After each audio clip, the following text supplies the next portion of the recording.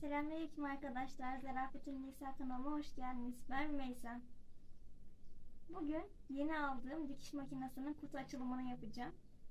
Bugün geldi. 5 gündür bekliyordum. İlk defa açacağım. İçindekine çok merak ediyorum. Nasıl parçalar çıkacak. Dikiş makinesini almak o zamandır hayalini kurduğum bir şeydi. Bakalım nasıl bir şey çıkacak. Hadi kutuyu açalım.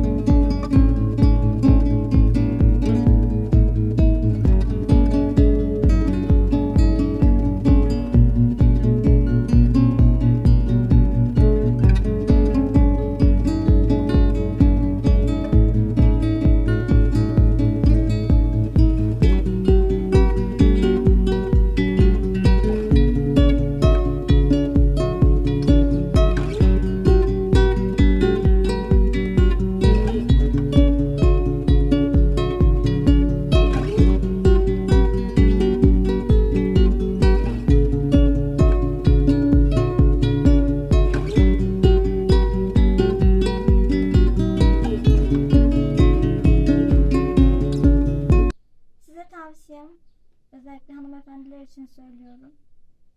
Muhakkak kendinizi her alanda, her yönde geliştirmeye azami derecede gayret edin. Bir Müslüman kadın eğitimli olmalıdır, bilgili olmalıdır.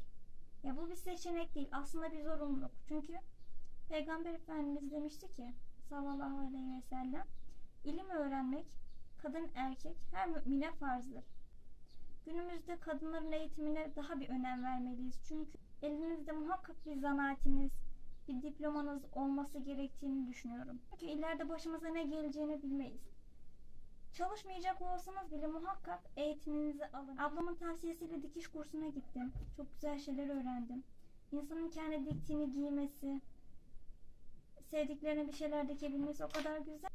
Siz de muhakkak illa dikiş olmak zorunda değil. Bir şeyler öğrenin. Elinizde bir zanaatiniz, bir birikiminiz olsun. Müslüman kardeşinizden size nacizane bir tavsiye.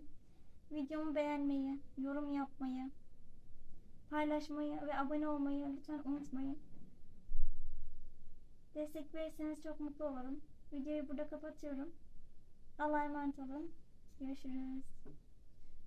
Mülayim pati salla. Görüşürüz ablaları.